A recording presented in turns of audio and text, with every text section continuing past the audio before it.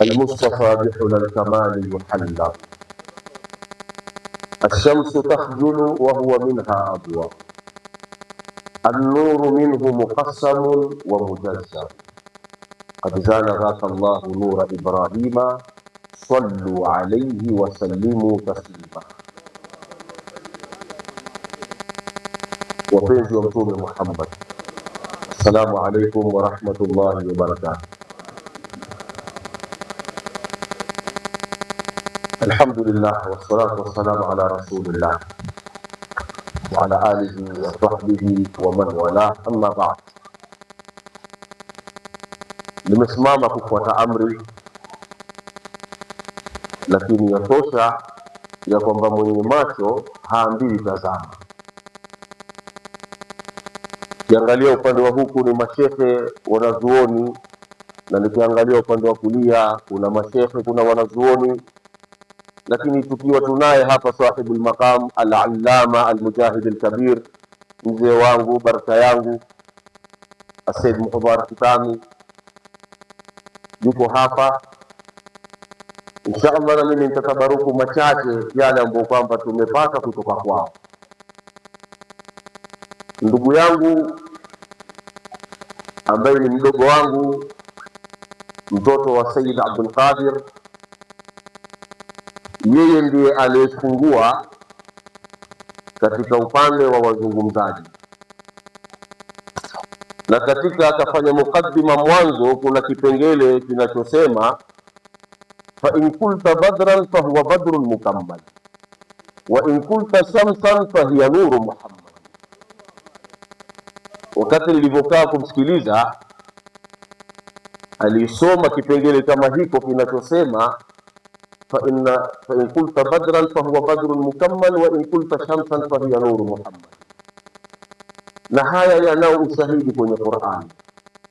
Tena hapa yameelezwa kwa udogo, lakini kuja kwenye Qur'ani ndio utajua mtume ni zaidi ya mwezi, ni zaidi ya jua. Kwa sababu msomaji Qur'ani hapa tulivyokaa tu hapa, msomaji Qur'ani aliposoma pale, kama mlimsikia aya ya mwisho aloisoma ndio akafunga, alisema inna arsalnaka shahidan wa mubashiran wa nadhira wa da'iyan ila Allah biidhnihi wa sirajan munira. Nimesikiliza vizuri Qur'ani pale kisoma.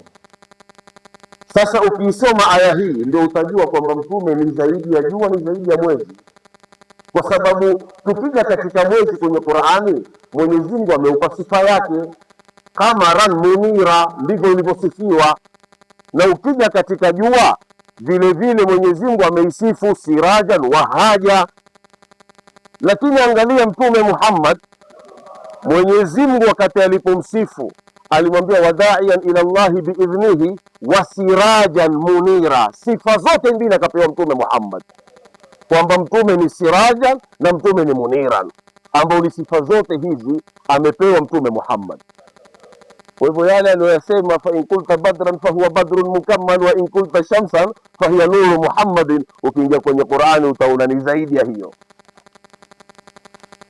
Katika mazungumzo yangu, nukta kubwa ambayo nataka kuizungumza, Mwenyezi Mungu Subhanahu wa Ta'ala katika dunia hii aliwatumiliza mitume kuja kutuongoza na kutuelekeza katika njia ya usawa.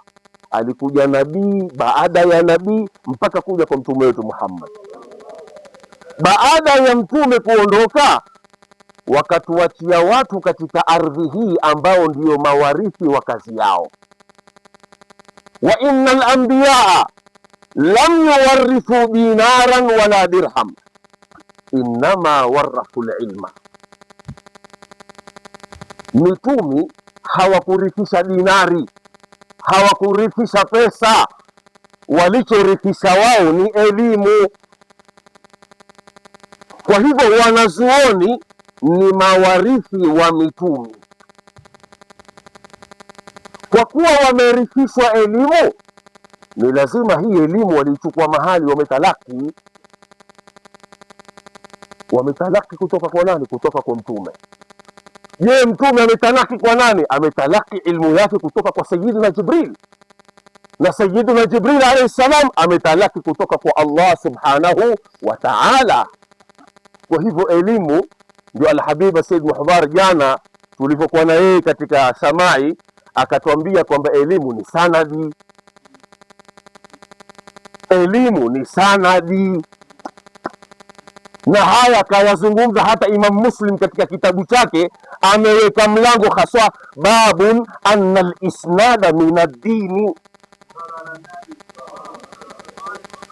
Kusoma ni lazima sanadi. Ilmu ni wiratha, ni musalsali mpaka kwa mtume. Ni lazima unayekwenda kusoma kwake ujue ameichukua elimu kwa nani.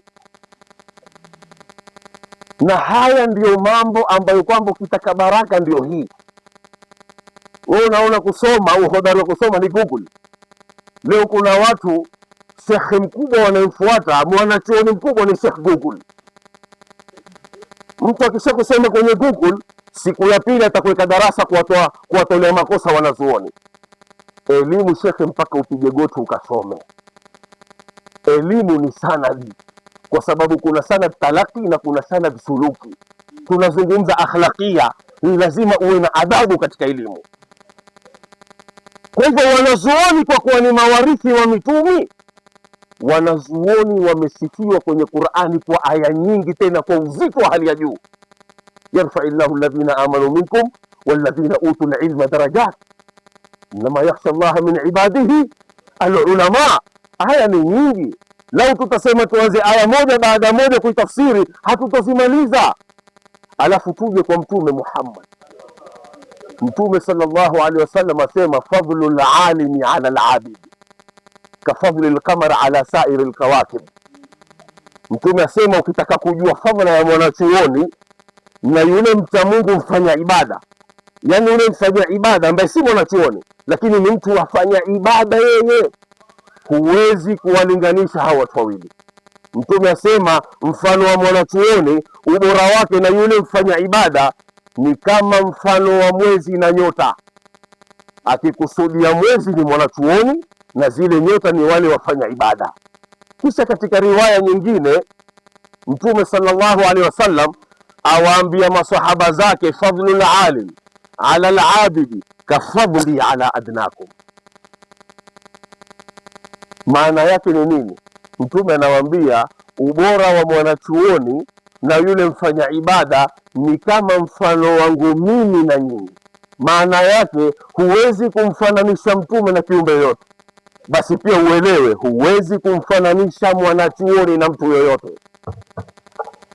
Ikiwa huwezi kumfananisha Mtume Muhammad pamoja, huwezi kumfananisha Mtume Muhammad na kiumbe yoyote, basi ujue huwezi kumfananisha mwanachuoni na mtu yoyote. Sasa kwa nukta hii ambayo hapa nimezunguka kumzungumza huyu mwanachuoni, Qur'ani imemueleza, Mtume Muhammad ametueleza fadhila ya mwanachuoni. Cha ajabu uje kumwona mtu ameweka darasa eti anamkosoa na kumkosea heshima adabu al-Imamu an-Nawawi. Nimeziona hizo klipu zipo, kwa sababu Imamu an-Nawawi anaunga mkono kusomwa khitma, msimamo wake kwamba khitma inafaa, lakini kwa kuwa yeye msimamo wake haifai, anaweka darasa kumkosea heshima al-Imamu an-Nawawi. Luhumul ulamai masmumatun, luhumul ulamai masmumatun, nyama za wanazuoni zina sumu. Utakapowakosea heshima wanazuoni utaangamia. Fakul li ahli al-ilmi aunan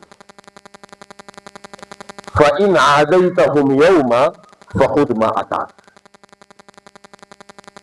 Kuwa kwa wanazuoni ni mwenye kueleza heshima yao, ni mwenye kueleza sifa zao, utapata baraka zao. fa in adaitahum yauma, lakini ikiwa utakaa wewe ni kuwakosea heshima, kueleza, kuwakashifu, kuwakosea adabu, fakhudh ma atak, basi chukua kile utakachokukipata, subiri. Haya nikiyazungumza, nasaha yangu, tuweni na adabu mbele ya wanazuoni.